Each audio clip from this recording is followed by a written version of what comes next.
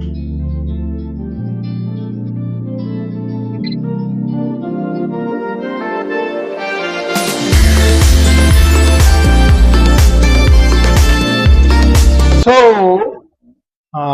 buenos días, buenas tardes, buenas noches. Good morning, good afternoon, good evening. A todos los que nos ven en nuestro Conversation in English podcast, un podcast creado para divulgar la fe, para hablar sobre nuestra fe con invitados especiales.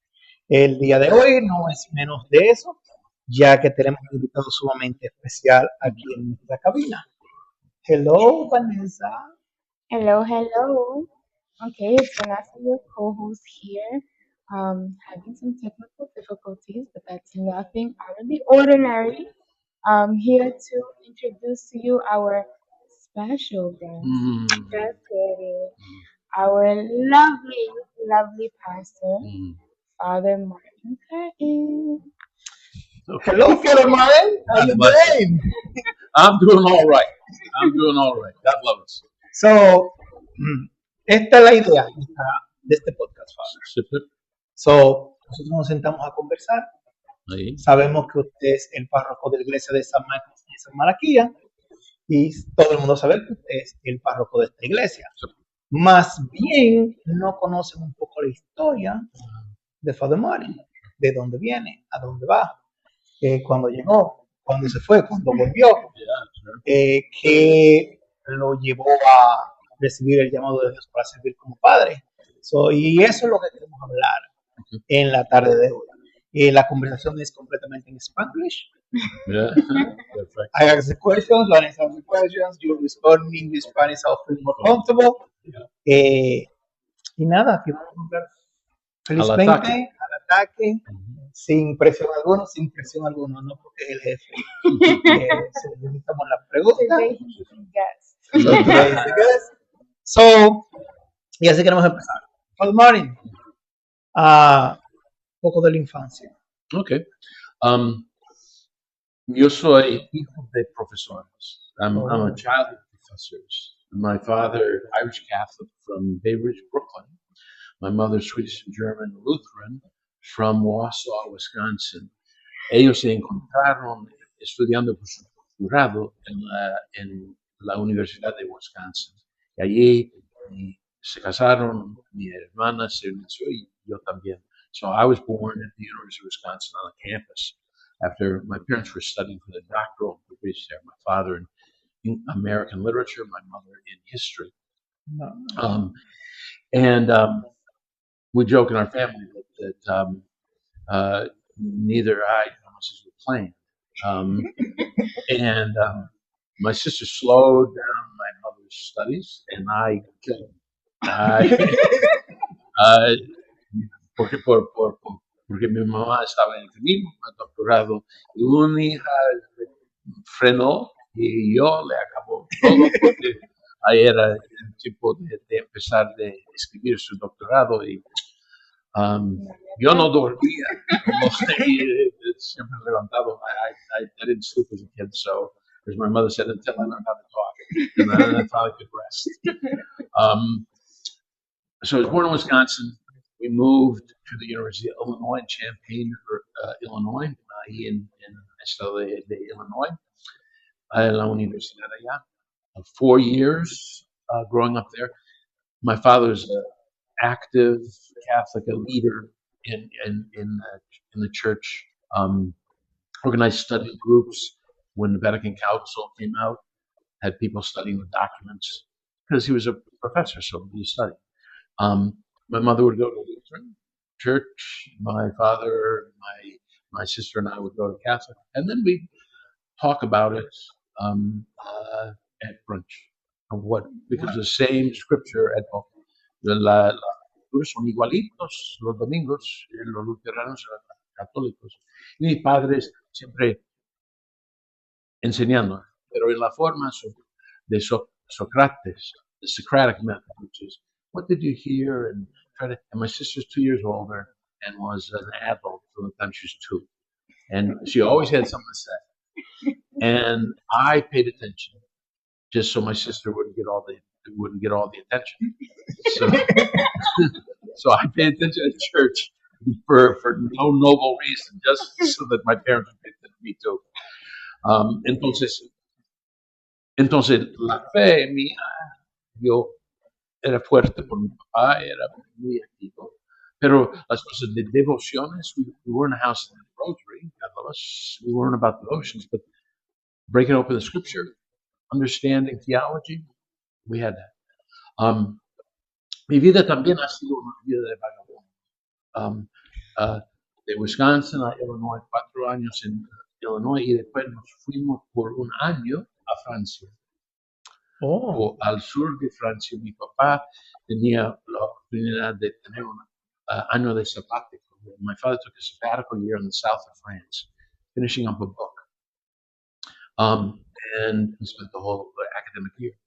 And we got very close as a family because we could speak English to each other. And the rest of these people didn't speak no English.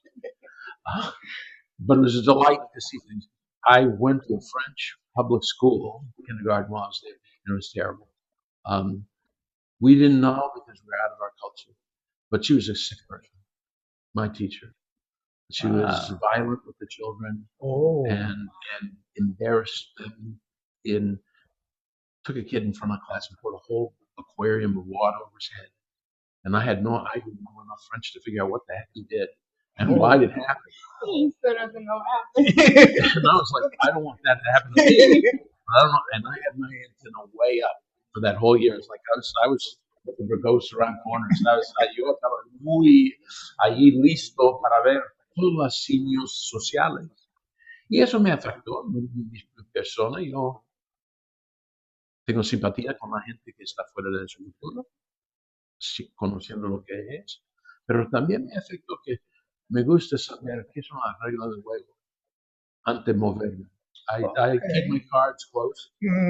Watch what everybody else is doing before I'm going to put my card down. I'm going to suss it out. That's a good idea. After that year, we came back to Illinois for 4 years, and then we went back to France another year. And that was much easier. I knew more French. The teacher wasn't a crazy person. It went much better. And then we came back and we were moved to Connecticut. So it was 2 years as an infant, 4 years, 1 year, 4 years, and then moving again. God love us. Entonces, y eso, mi forma de mover, y una formación. I was the smallest kid in my class, or one of two smallest kids, shortest and skinniest in life. I looked like I was 2 to 3 years young. Era un chaparrito, flajito. And y por eso siempre buscando, picando como pícaro, so a little bit, and like a little brother, pícaro, but always striving, trying to keep up, getting involved in sports to know people, and having to work hard because they're small. But got fairly good at most sports. Always were involved in some team or another. Academically, I was surrounded by smart people. My whole family, my sister, brilliant. And I wasn't as focused, but I could get away with it. I didn't study, I listened, and I learned, but I didn't study, I didn't apply. So it's a bit of an underachiever. Todos los exámenes de generales, los que se llenan así, con lápiz, mataba eso. Anything that involved number 2 pencil and a bubble, I just killed that. I put it to bed. That was, and my grades were A's. And then as we went on, B's, and then I first got a C in high school. First time I got a C, was like, how did that happen? But and my sister was straight A's. But my friends were, and I was trying to run to stay in the race. When I went off to college in Maine, very small school, 1,600 students, fairly competitive school. una universidad chiquita, pero con mucha competencia académica. What college was that one? Colby College up in Waterville, Maine. Wow. It was just right. Wait, so hold on, man. You moved again. He skipped very quick. So from Connecticut, then you moved to Maine. So you moved again. Yeah, Okay, exactly.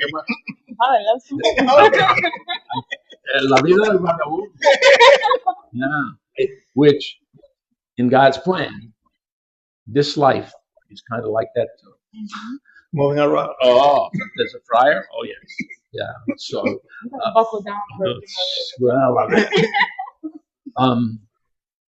and it was in college. I had after my freshman year, I started coming together and doing very well academically. Because there's college, you can't just not study, and I had to learn how to study. And then I started doing really well at that. I grew 4 inches It's my hard to make freshman a year. father as a tiny little guy. I But was- I just When I started high school, I was not 5 feet tall, and I was not. If I was barely 80 pounds, I was just. I want to see pictures of Oh, photos. we will see. Yeah, I gotta see those. And when I started college, um, 5'9", 5'8", 5'9", 120. So I was, and I just went. I grew that summer In college. in summer before college, and socially after in my second year there, started feeling my oats about like feeling like I was in a socially better, athletically better. I played a lot of tennis. Um, uh, when I was in high school, I was on the tennis team. The back end of it, I played 2 summers, 6 hours a day.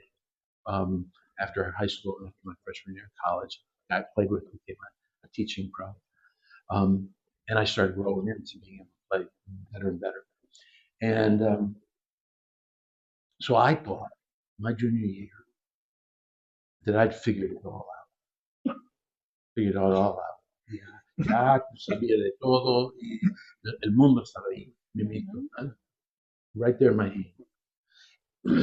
And it was a strange thing. I was in a party and people drinking beer. Una fiesta, todo el mundo tomando su cerveza, jugando, y le dio ahí por hombro, nada más. I just hit somebody in the shoulder and we were playing around. And see, when I was a picaro, I used to give people the Charlie horse.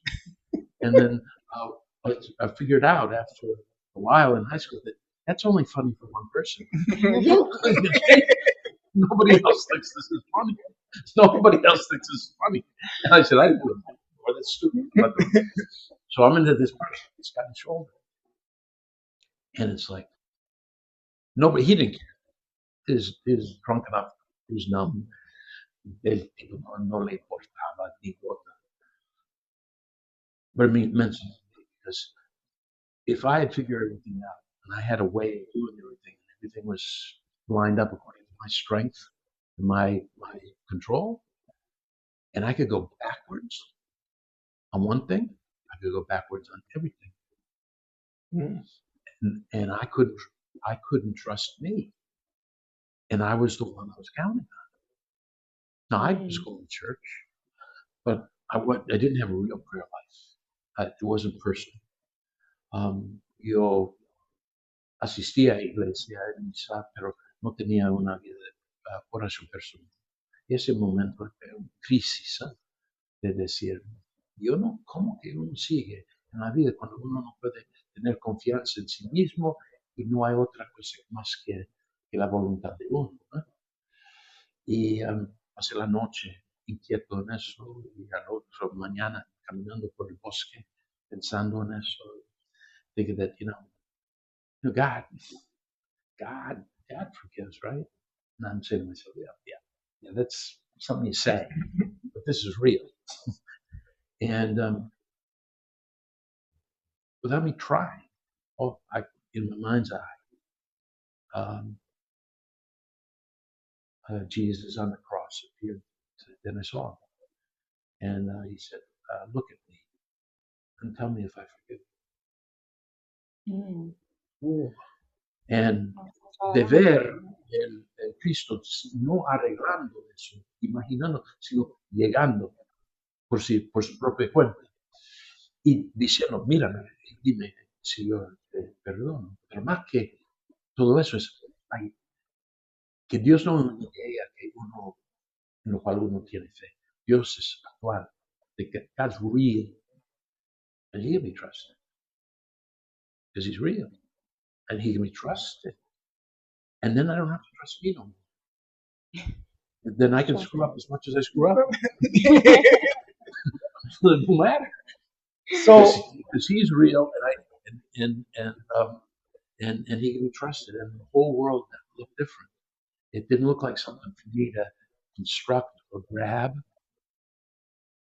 He was behind it all, and I was trembling for about 6 months. Just everything was like amazing. Once, once he's real, and that changes. And I started praying, learning different. And I was doing medieval history, so you got to know theology anyway. I'd taken some classes on theology, but you sort of digging in to how do you practice this, how do you pray this, and devotions around the cross, Stations of the Cross. That was very big. Going back to that, and that's where that opened the door. I didn't think it was going to get me here or in this life. Yo no pensaba eso. Cuando él tiene que ser actual en la vida de uno y uno empieza a orar, empieza la aventura, ¿eh? Uno no sabe dónde ¿dónde va a llega. llegar? So, retomando para atrás un poquito. Okay. Si recuerdas, ¿cuándo te bautizaste?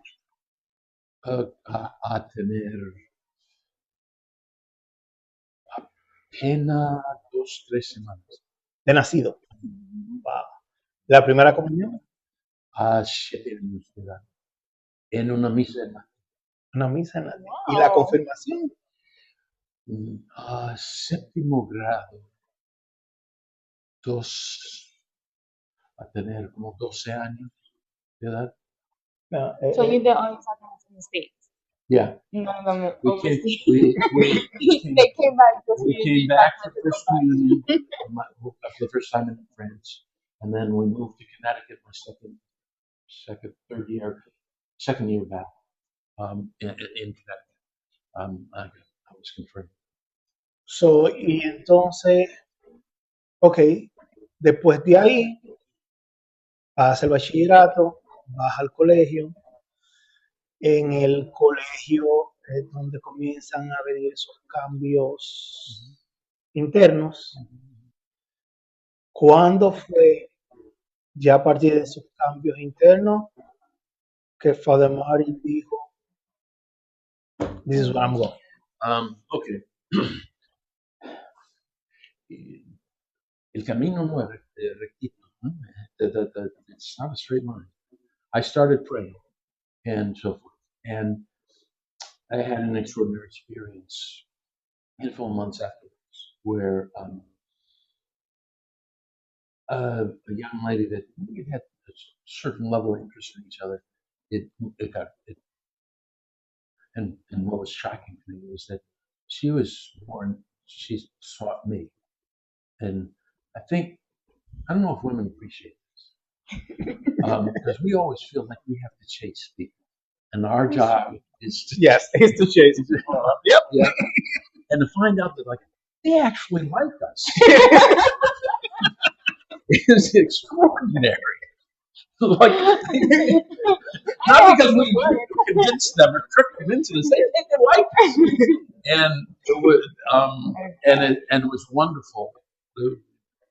Really, a wonderful, truly serious relationship, so and that at the very end of my junior year and to my senior year. But with her, I used to tell her, because I like the Spanish. tenía un inquietud, Mm. an itch that, I thought I'd be like my dad.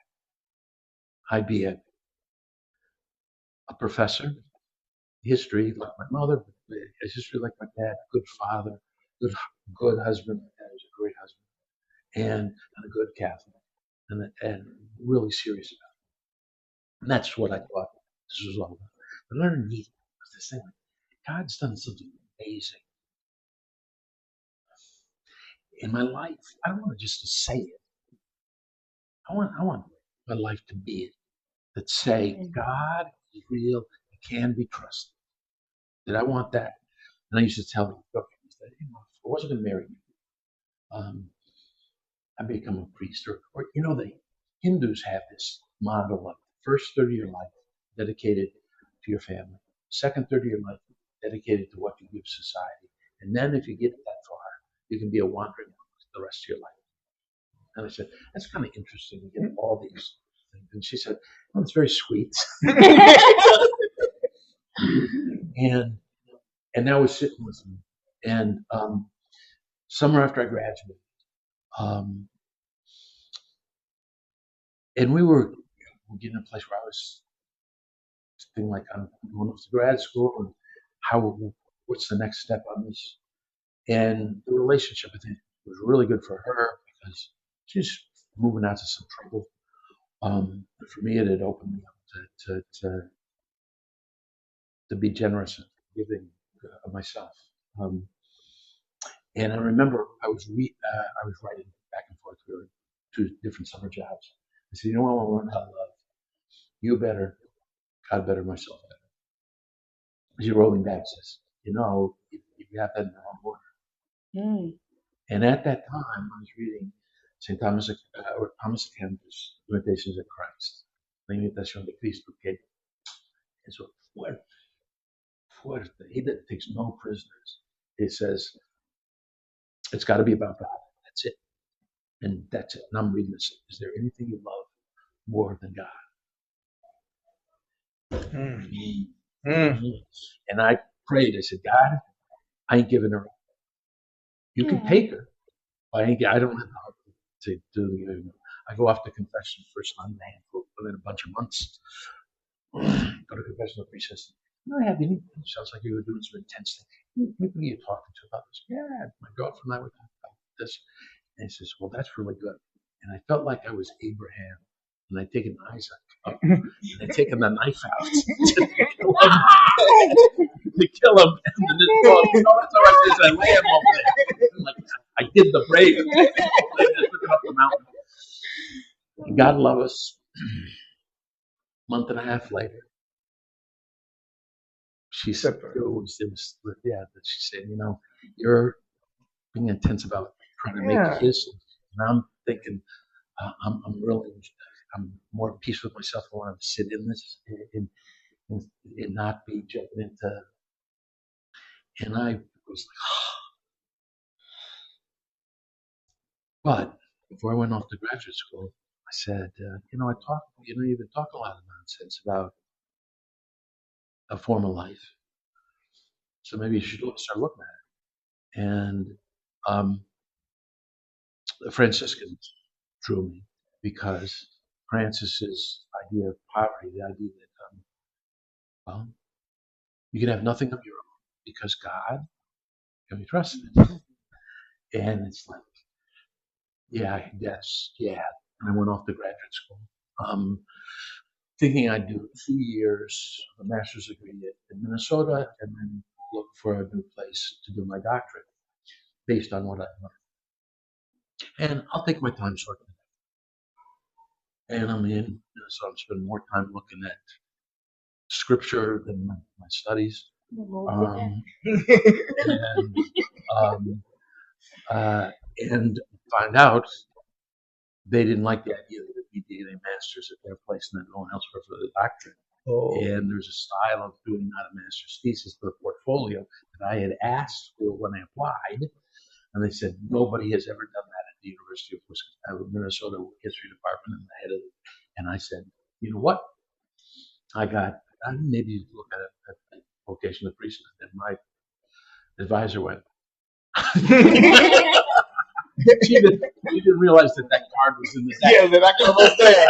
And I said, and so I withdrew, came back east because it's harder to live with my college roommate and check out the Friars here. I met the Friars in Wisconsin.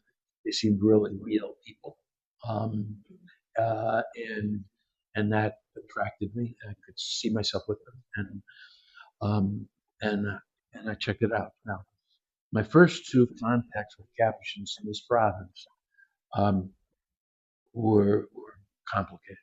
Um, Capuchins complicated? no, No. the Capuchins is this much complicated. See, yo, because I was in Hartford. They had a house in Middletown. It was the closest place. I was going to go there and meet the vocation director. But this was my transportation. I hitchhiked from Hartford to Middletown. Oh, God. And I got there. This is I was about to say, can we go back to that years, please? 1980. This is 1981, and nobody's got a phone on them. And so I show up there, and they say, "Oh, Father Steve Ambrecht isn't able to come today. He's sick. He called to say he wouldn't be here." So I get there, and he's not showing up. I'm the one hitchhiking, and I meet the guys, and I hitchhike back. Then they say, "There's a weekend to meet the Friars." Garrison, New York.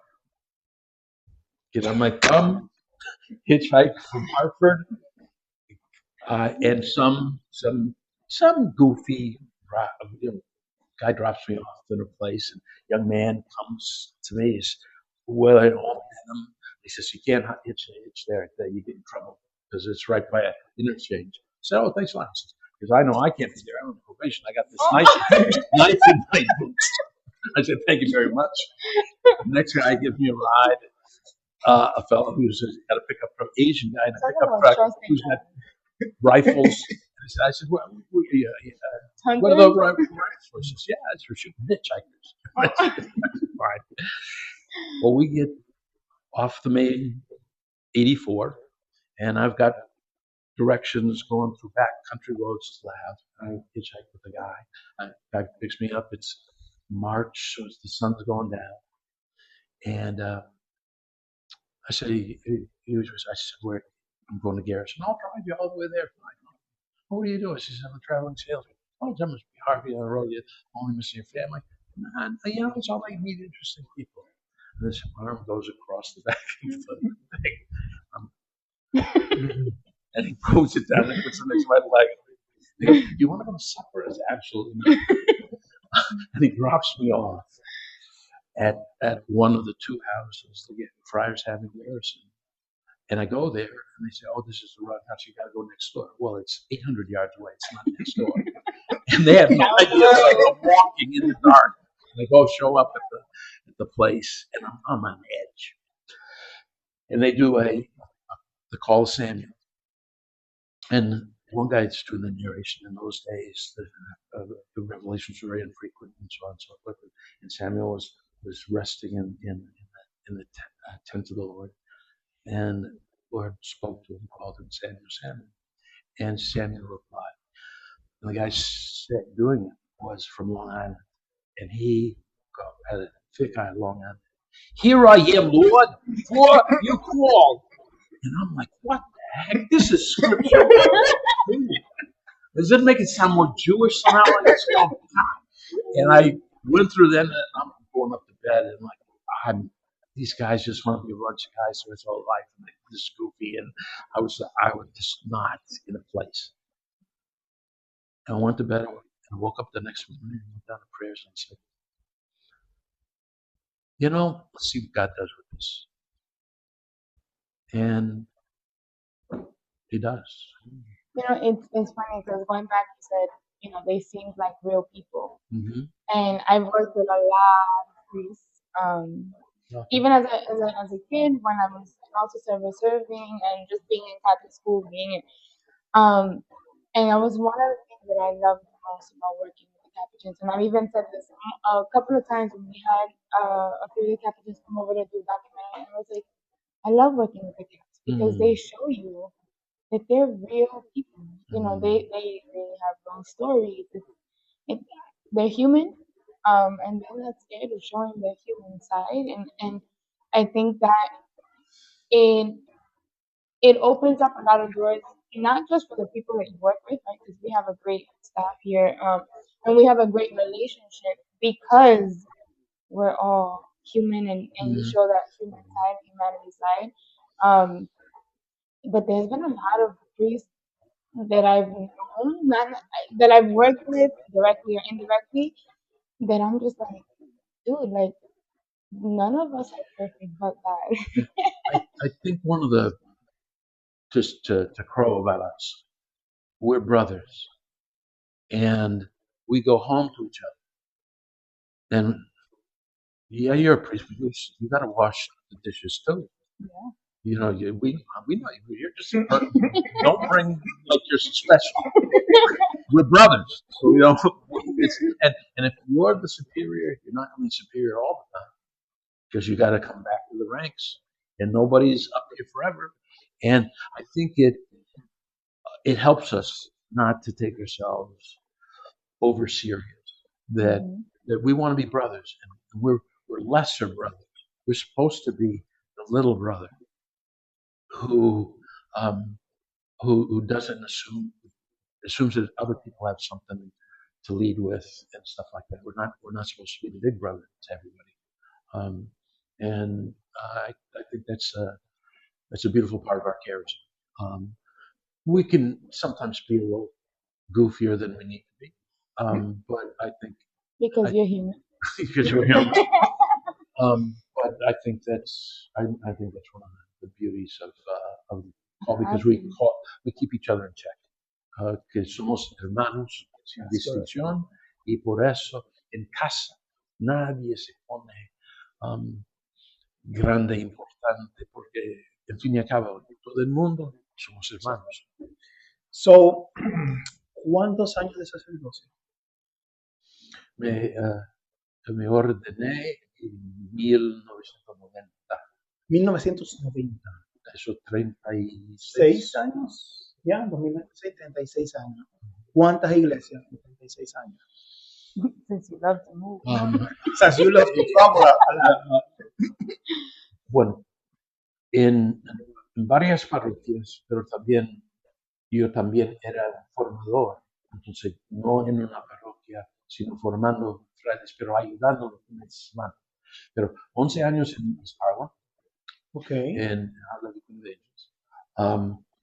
Un año de estudio en Chicago, 2 años formador en Wisconsin, ayudando en una parroquia hispana, mientras que yo trabajaba con los frailes. Volviendo aquí por 2 años como director de postulantes y ayudando aquí y también en la iglesia de San Vicente en Bensonhurst. Uno de los frailes estaba ayudando allá y dice, Martín, que vaya y fija cómo anda eso, Father Newt. Y eso fue la última vez que él fue. I went every Sunday, popping all the way across Brooklyn and back. Holy freaking smokes. So I had that at 12 o'clock, and I sometimes did mass here early or at St. Lawrence, helping out as then 2 years as a pastor in Good Shepherd in Alto Manhattan.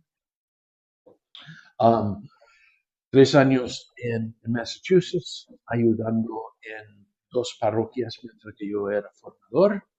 Y por aquí ahora, 9 años en Long Island, en una iglesia de San José Obrero, St. Joseph the Worker in East Patchogue.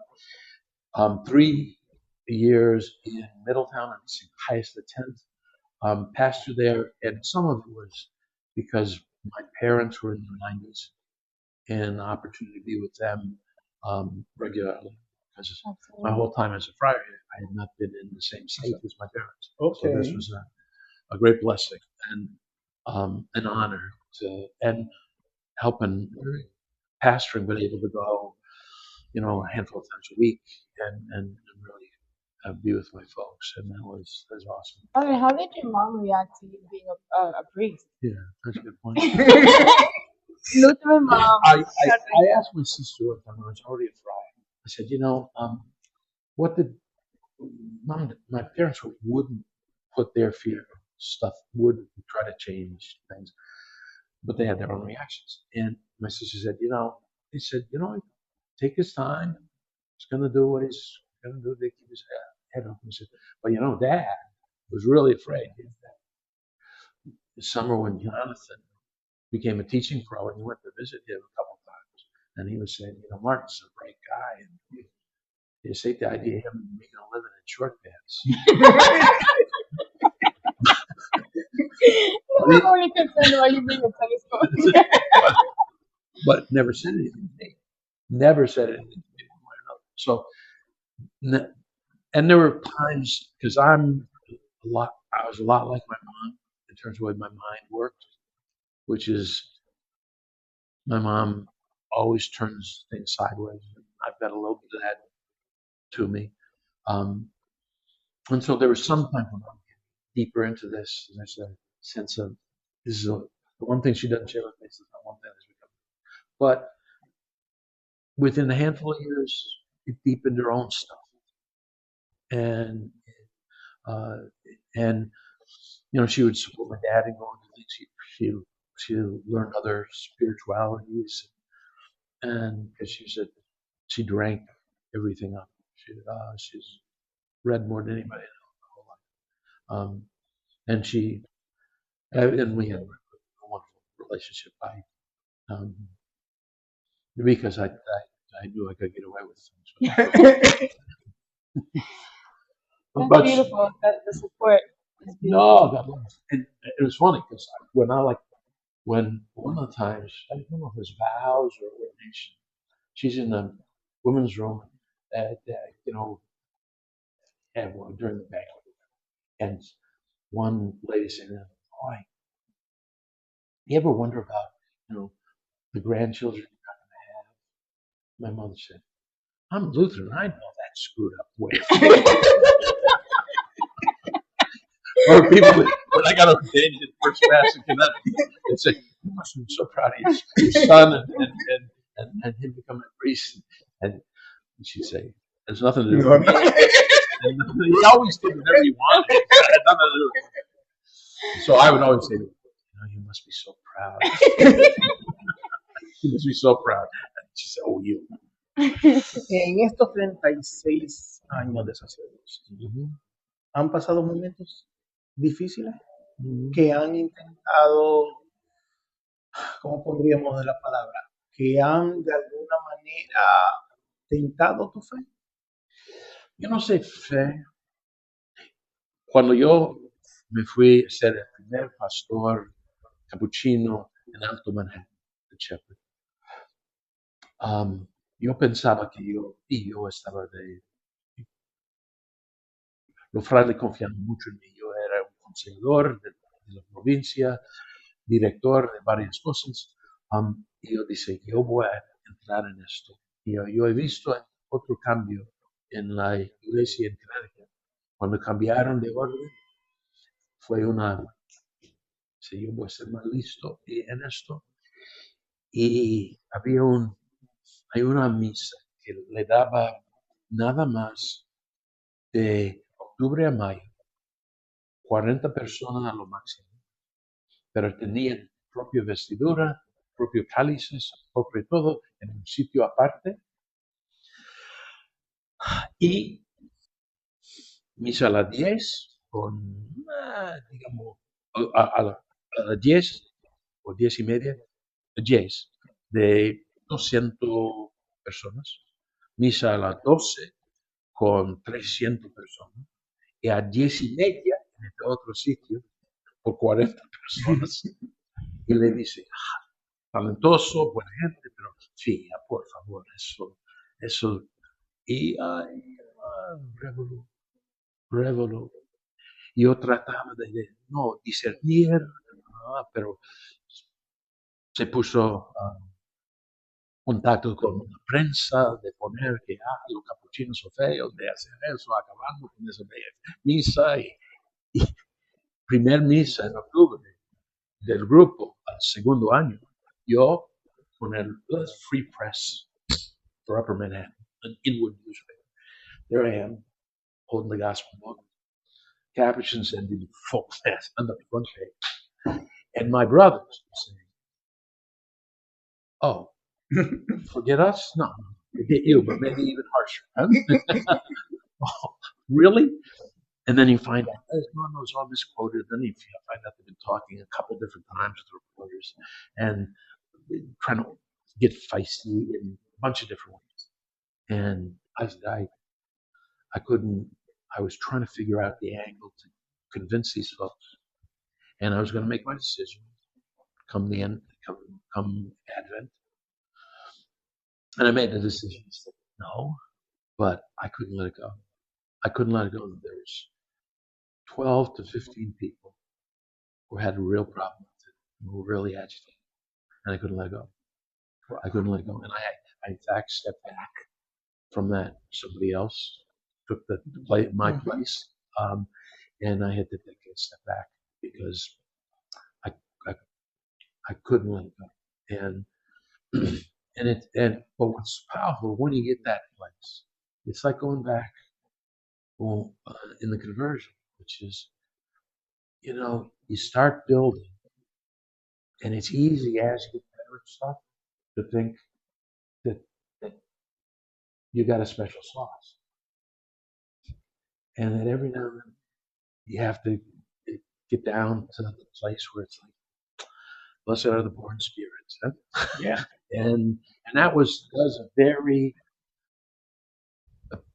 potent moment because I realized I am not letting go of this thing.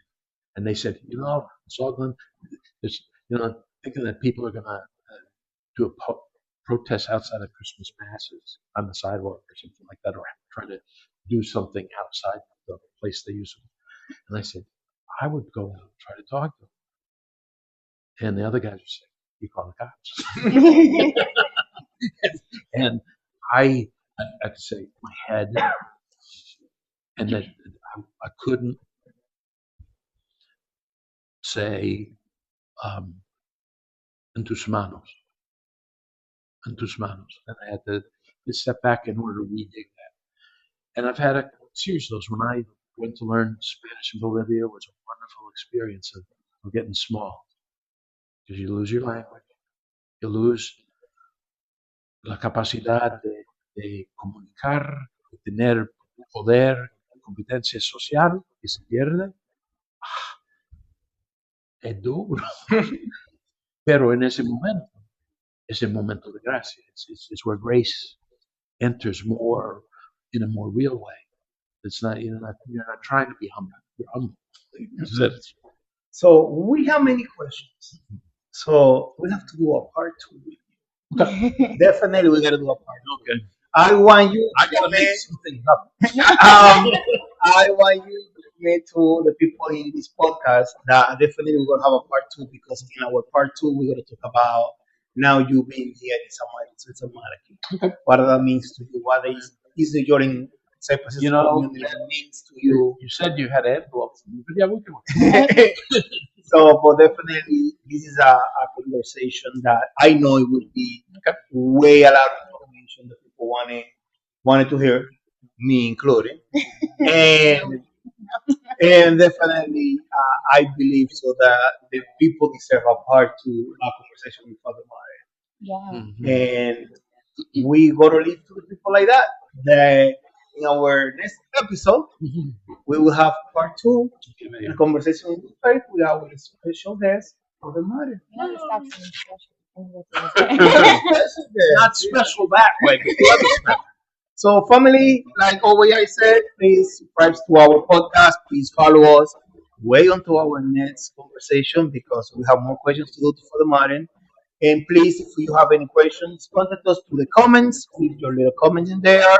We're gonna read it. Vanessa gonna read it.